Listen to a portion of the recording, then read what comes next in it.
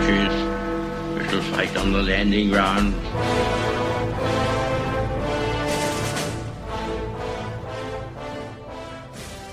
Thank you for joining us. You're listening to A Radio, and this is the Morning Minute. Please click on the follow button on Spreaker.com.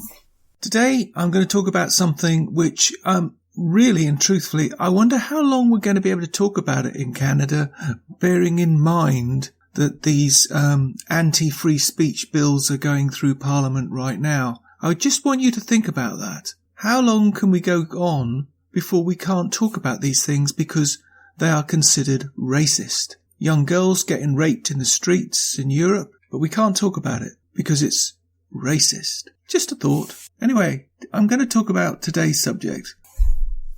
We have more evidence of these radicals, but this time in that sleepy country known as Sweden. Listen to this. A Swedish government report. Now bear in mind that they criticised Donald Trump, the President of the United States, only a few days ago. The Swedish government report, Muslim-brotherhood, infiltrating organisations and political parties, building parallel society. Remember what I said about Australia? Do you think it's not happening in Canada? I don't think you're naive enough to think that's not the case. But how long before we can't talk about that? Anyway, the article goes on. Aided by politically correct culture of tolerance, the Muslim Brotherhood is secretly building a parallel society in Sweden by infiltrating organisations and political parties, a government report has concluded. Surprisingly, the document takes aim at the political elites. There you go again, the political elites, the same in Canada. You can't talk about it, it's racist. For fostering a doctrine of multiculturalism. Multiculturalism is destroying my home country of Britain and England, to be precise, and it's doing the same thing in this country, but you can't talk about it.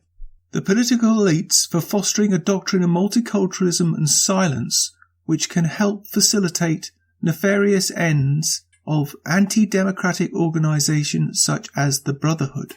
Somewhat predictably, however, the publication of such claims in Sweden, where open criticism of liberal multiculturalism ideas are rare. This has now caused a row, with critics labelling the report as conspiratorial and claiming it misrepresents Islam. Published Friday, the document was commissioned by Sweden's Civil Contingencies Agency, MSB, part of the country's Ministry of Defence, which is responsible for civil protection and public safety. So not some nut-wing, right-wing group, as they'd have you say. The paper's authors claim the Brotherhood is working to increase the numbers of practicing Muslims in Sweden, encouraging tension with secular society and targeting political parties, NGOs, academic institutions and other civil society organisations. And it goes on, and you can read the full article on my website. I will put a link to it, and you can make up your own mind. But I'm just going to say this. This is happening everywhere. And if you're naive enough to think that this is not happening in Canada, really? But again, I ask you, how long before we can't talk about this? Before it's considered racist? How long? I just heard yesterday that a Christian Church of England primary school has been completely taken over by Muslims. There's more Muslims in a Christian Church of England primary school than Christians in the UK. But that's wrong to talk about that, isn't it? Because that's racist. You can find more at aradio.wordpress.com, and I'm on Twitter at aradiocanada. That's EHRADIO Canada. I'm also on Facebook at the same address, A-Radio Canada. I'm now on Gab at A-Radio, that's EHRADIO. You can email me at aradiocanada@gmail.com. Please click on the follow button on Spreaker.com and you can listen to all my morning minutes there. And under Spreaker.com/A-Radio, that's EHRADIO. And please click on the like button.